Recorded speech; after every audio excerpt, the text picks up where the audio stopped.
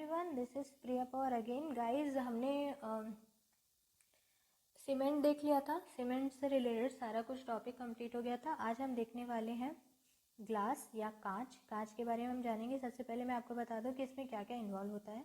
सबसे पहले इसमें इन्वॉल्व होता है कैल्शियम का कार्बोनेट, जिसको हम कहते हैं लाइमस्टोन, और इसी को हम कहते हैं कैल्साइट भी, या हिंदी में कहते हैं चूना पत्थर। तो सबसे पहले इसका स्ट्रक्चर देख लेते हैं। देखिए, कैल्शियम कार्बोनेट का स्ट्रक्चर इस तरीके से होता है। कैल्शियम दिख रहा है आपको रेड कलर में, फिर यहाँ पर दिख रहा है कार्बन और ये 3 एटम्स ऑफ ऑक्सीजन। तो ये हो गया आपका कैल्शियम कार्बोनेट का स्ट्रक्चर। ये कांच में यूज़ होता है, इसलिए मैं इसको आपको बता रही हूँ। चलिए देखते हैं नेक्स्ट। अब देखिए, अगर आपको ग्लास बनाना है तो ग्लास बनाने के लिए आपको क्या क्या चीज़ों की ज़रूरत पड़ेगी। सबसे पहले आपको ज़रूरत पड़ती है सैंड, जिसको हम कहते हैं सिलिका। मेटल सिलिकेट या सिलिका, सैंड या रेत की आवश्यकता होती है। दूसरी आवश्यकता होती है सोडियम कार्बोनेट की। किसकी आवश्यकता होती है? सोडियम कार्बोनेट की, कैल्शियम कार्बोनेट की, और वेस्ट रिसाइकल्ड ग्लास की भी ज़रूरत होती है, जिसको हम कहते हैं कलेक्ट। क्या कहते हैं? कलेक्ट। ठीक है, इन सारी चीज़ों की ज़रूरत होती है, रेत की, सोडियम कार्बोनेट की, कैल्शियम कार्बोनेट की, और वेस्ट रिसाइकल्ड ग्लास की। इस सब को आप मेल्ट करेंगे, बैच बनाएंगे, हीट करने के बाद ग्लास फिर फॉर्मेशन हो जाता है। ठीक है, चलिए आप देखते हैं जो स्पेशली नोट्स मैंने बनाए हिंदी और इंग्लिश दोनों में, ताकि आपको अगर कोई भी मीडियम से आप बिलोंग करते हैं तो दोनों में आपको मदद मिले। साथ ही साथ मैंने इजी वे में इस लेक्चर को बनाया ताकि जिस तरीके से मुझे समझ में आता है आपको भी ये इजीली समझ में आए। चलिए स्टार्ट करते हैं। कांच या ग्लास। कांच या ग्लास होता क्या है? सिलिका, धात्विक या धात्विक सिलिकेट, ठीक है, सिलिका या धात्विक सिलिकेट, मेटेलिक सिलिकेट का मिश्रण होता है।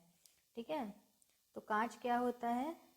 सिलिका या धात्विक सिलिकेटों का मिश्रण, सिलिका या मेटेलिक सिलिकेट्स का मिश्रण होता है, जिसमें मोस्ट इम्पॉर्टेंट चीज़ होती है धात्विक सिलिकेट या मेटेलिक सिलिकेट। मोस्ट इम्पॉर्टेंट होता है, इसका प्रेजेंस होना बहुत ज़्यादा ज़रूरी होता है।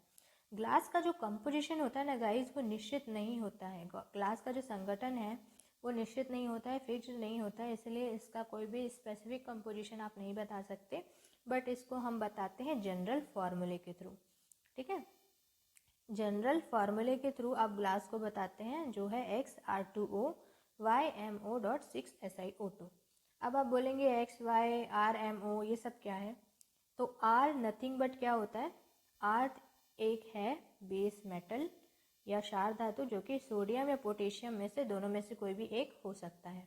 साथ ही अगर बात करें M क्या होता है, तो M होता है बाइवेलेंट मेटल या द्विसंयोजक धातु। बाइवेलेंट मतलब जिसकी वैलेंसी 2 होगी।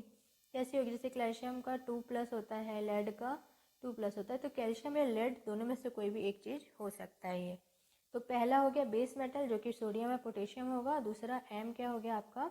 द्विसंयोजक धातु या बाइवेलेंट मेटल, और .6SiO2।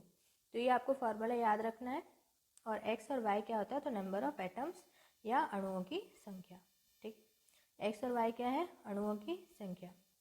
अब बात करते हैं इसके संगठन की। कंपोजिशन में क्या क्या होगा? तो कंपोजिशन में सोडियम के ऑक्साइड होंगे, कैल्शियम के ऑक्साइड होंगे। ठीक है, सोडियम ऑक्साइड, कैल्शियम ऑक्साइड, ये 2 चीज़ें होंगी। अब बात करते हैं कि कौन कौन से सब्सटेंसेस या पदार्थों का उपयोग होता है कांच निर्माण में, या substances used in the manufacturing of the glass. सबसे पहले क्या होगा? Silica, silica, quartz. क्वार्ट्ज और जो सिलिका होता है ना, उसके स्ट्रक्चर में थोड़ा डिफरेंस होता है। तो जो क्वार्ट्ज है ना, वो प्रॉपरली ऐसे शेप्ड में होगा, और सिलिका का थोड़ा स्ट्रैंगुलेटेड होगा। ठीक है, ये याद रखिएगा।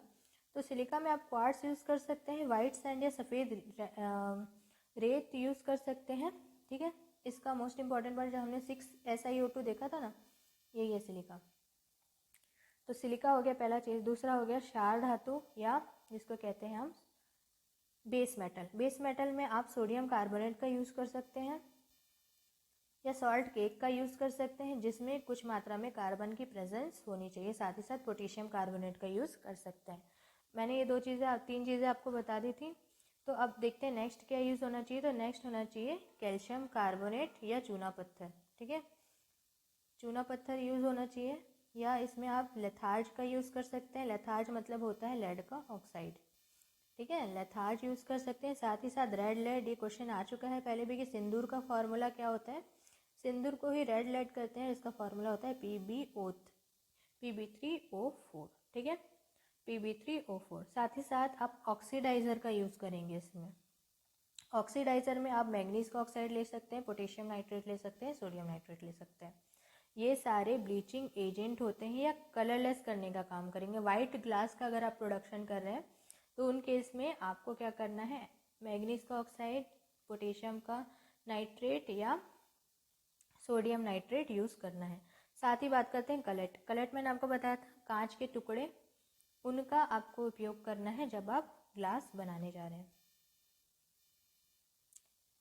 अब बात करते हैं छठवीं चीज़ क्या इम्पॉर्टेंट था। तो सिक्स्थ जो चीज़ है जो इम्पॉर्टेंट है वो है विशिष्ट रंग देने वाला पदार्थ। अगर आप कलरफुल ग्लास बना रहे हैं तो उस केस में क्या यूज़ करेंगे, तो उस केस में आपको कॉपर का ऑक्साइड यूज़ कर सकते हैं अगर आपको रेड कलर चाहिए। ठीक है, कोबाल्ट ऑक्साइड गहरा नीला कलर के लिए, क्रोमियम का ऑक्साइड हरा कलर के लिए, और मैग्नीज ऑक्साइड यूज़ कर सकते हैं अगर आपको बैंगनी कलर चाहिए, और कैडमियम का ऑक्साइड यूज़ कर सकते हैं अगर आपको येलो कलर चाहिए। तो चलिए देख लेते हैं गाइस कि अब ग्लास का प्रोडक्शन कैसे होता है।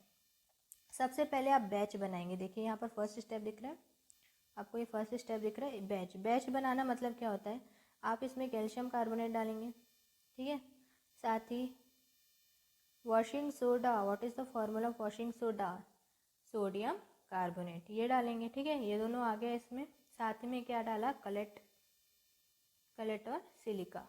ठीक है, ये सारी चीज़ें आपने इसमें डाल दिया, ये अब बन गया बैच। बैच बनाने के बाद आप क्या करेंगे, बैच बनाने के बाद सेकंड पॉइंट, ये देखिए आपको दिख रहा है second point, this one is second point. तो यहाँ पर आप करेंगे मेल्टिंग, यहाँ कर रहे हैं आप मेल्टिंग। ठीक है, अब इसको गलाने की प्रक्रिया चालू होगी। अब गलाने के बाद में यहाँ से जब गल करके ये आएगा तो थर्ड स्टेप में हमको क्या करना है, थर्ड स्टेप में हमको ग्लास की कंडीशनिंग करनी है। ठीक है, थर्ड स्टेप में ग्लास की कंडीशनिंग कर दिए, फिर उसके बाद इसको फॉर्मिंग करना पड़ेगा, मतलब इसको अब शेप में या किसी एक फ्लो में इसको ढालना पड़ेगा। तो इसके लिए फोर्थ स्टेप आ गया फॉर्मिंग यहाँ पर। फिर हॉट एंड कोटिंग, मतलब अब यहाँ पर क्या हो गया, अब धीरे धीरे ये क्या हो रहा है, शेप में आ रहा है। तो शेप में आते आते अब इसको आप क्या करना है, हॉट एंड कोटिंग इसकी करनी है, कोट कर देंगे ताकि एक रेगुलर शेप में। अब आप बात आती है अनीलिंग की। अनीलिंग मतलब होता है कि जैसे कि आपको पता है कोई कोई कांच के बर्तन अगर उसमें आप एकदम गर्म पानी डालेंगे या गर्म चीज़ कुछ डालेंगे तो तड़क जाती है। तड़कने का कारण क्या होता है कि हीट जो है वो बर्दाश्त नहीं कर पाता। इसको हीट बर्दाश्त करने के लिए आप क्या करते हैं कि कोई भी कांच का चीज़ है वो हीट को सस्टेन कर पाए या बर्दाश्त कर पाए, रेजिस्ट कर पाए, तो उसको लिए आपको उसको हीटेड है ना, उसको इमीडिएटली धीरे धीरे ऐसे प्लेस में रखना कि जो गर्म से ठंडा धीरे धीरे होते जाए। ठीक, स्लोली धीरे होते जाए। तो इस प्रोसीजर को कहते हैं अनिलिंग, ताकि जो कांच आप बना रहे हैं वो क्या हो, वो जो कांच है वो हीट को बर्दाश्त कर पाए। साथ ही साथ कोल्ड एंड कोटिंग, मतलब अब जब ग्लास है वो प्रॉपर शेप में आ गया, अब उसको फिर वापस से आप कोट करेंगे, इंस्पेक्ट करेंगे, उसको पैलेट्स में बांटेंगे और साथ में उसको श्रिंक करके रैपिंग कर देंगे। ये सारी जो टेक्निक है ना, ये तो मशीन्स के थ्रू होती ही है। साथ ही साथ अगर मान लीजिए कोई भी ग्लास है उसको शेप देना है तो उसका काम जो वहाँ पर ब्लोअर होता है उसका काम ये होता है, जो कि एक्सपर्टीज़ होते हैं ये सब जो भी आर्टिफिशियल आप बना रहे, जो डिज़ाइन आपको चाहिए उसके हिसाब से, तो वो क्या करता है, जो भी वहाँ पर वर्कर होता है वो अपनी ब्लोअर पाइप के थ्रू उसको धीरे धीरे सांचे में डालने के बाद उसको स्ट्रक्चर प्रोवाइड करता है। तो इस तरीके से अलग अलग डिज़ाइंस के क्लास आपको मिल जाते हैं। गाइज इसके बाद आपको टाइप्स ऑफ ग्लासेस एक्सेट्रा देखने हैं तो वो मैं आपको कल बताऊंगी। Thank you.